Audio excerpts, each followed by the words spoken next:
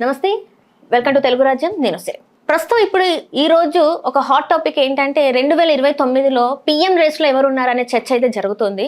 PM రేస్లో మరి లోకేష్ గారి పేరు, చంద్రబాబు నాయుడు గారి పేరు అయితే బాగా గట్టిగా వినిపిస్తుందని అంతర్జాతీయ పత్రిక రైట్స్ అనే పత్రిక అయితే తెలపడం జరిగింది. దాంతోనైతే ఇక్కడ తెలుగు రాష్ట్రాలలో సోషల్ మీడియాలో కానీ శాటిలైట్ ఛానల్లో కానీ దీని మీద చర్చ అయితే జరుగుతుంది. సో దీని మీద స్పందించడానికి ఈరోజు మనతో పాటు ఉన్నారు ప్రముఖ రాజకీయ విశ్లేషకులు కేఎస్ ప్రసాద్ గారు. నమస్కారం సార్. నమస్తే.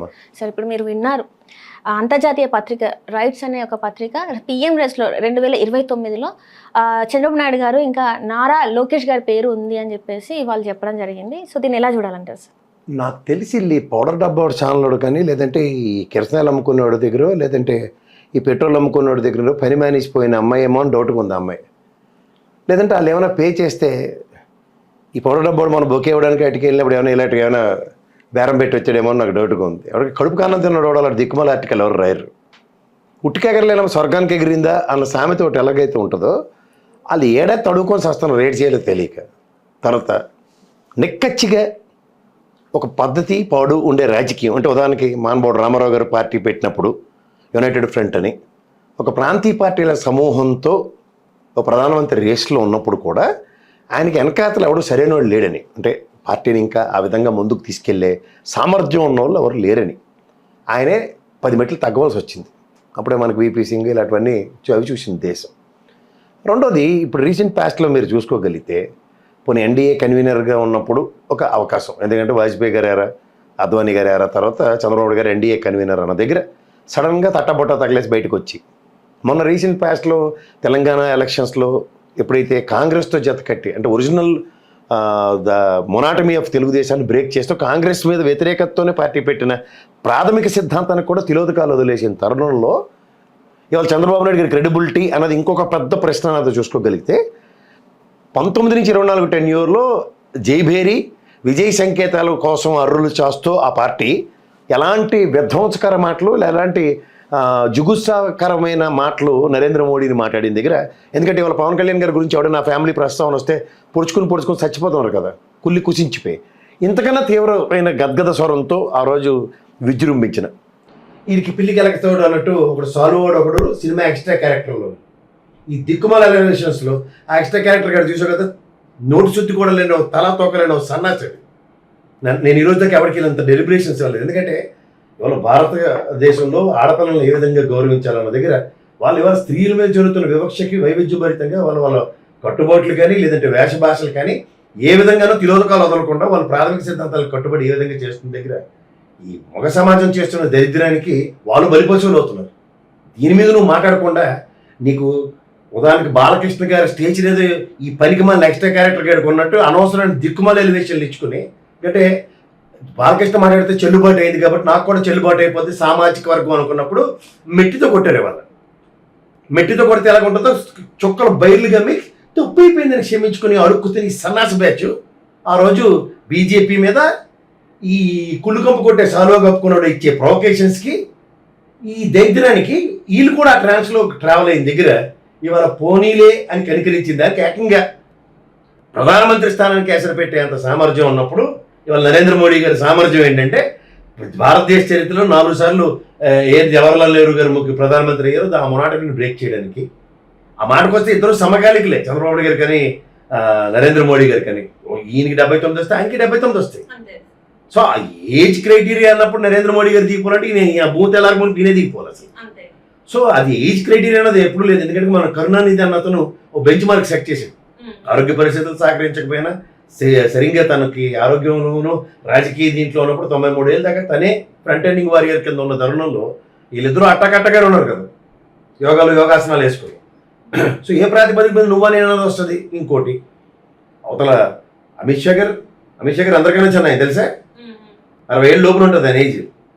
యోగి ఆదిత్యనాథ్ ఒక పక్కన ఒక ట్రాక్ రికార్డ్ ఆల్మోస్ట్ 2-3 టర్ములు ముఖ్యమంత్రిగా చూపిస్తాయి.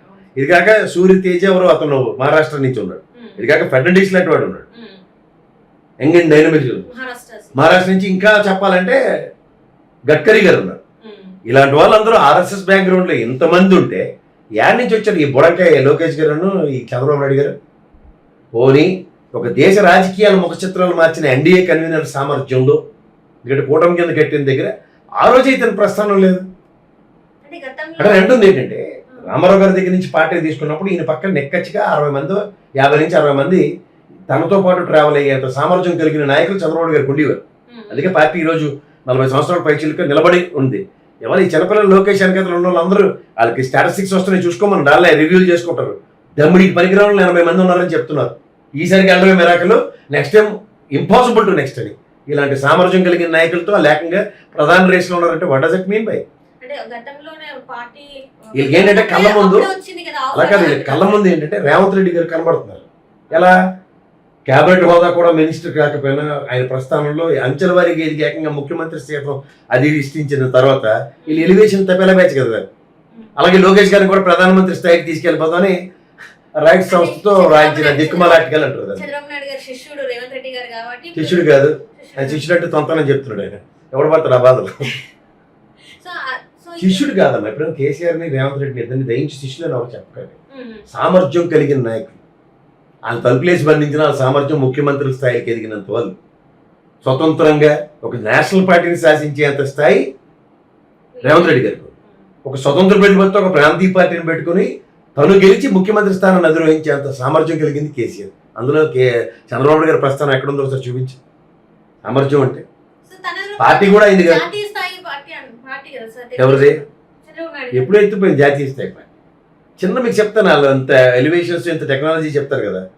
సమాజ్వాదీ పార్టీకి సైకిల్ గుర్తుంది తెలుసా మీకు తెలీదా? సమాజ్వాదీ పార్టీకి సైకిల్ గుర్తుంది. వాళ్ళ 4-5 రాష్ట్రాల్లో ప్రాబల్యం ఉంది, గెలిచి కూడా చూపించారు. తెలుగుదేశం పార్టీ కనీసం అండమాన్లో కౌన్సిలర్లు గెలిచిన నేపథ్యంలో కూడా ఒకరిని దయించి ఒకరిని నిలబెట్టరు. ఎందుకు? దీనికి జాతీయ స్థాయి పార్టీ కింద గుర్తింపు వస్తే గుర్తు పెద్ద అప్రహెన్షన్ వస్తుంది. సమాజ్వాదీ పార్టీ ఓటు బ్యాంకును తెలుగుదేశం పార్టీకి ఓటు బ్యాంకులు. సో సైకిల్ గుర్తు ఎత్తుకుపోతుంది. అంచేత ఆ భయానికి ఒరిజినల్గా పెరుగుతాను, దాంతో ఈ భయం ఒకటి.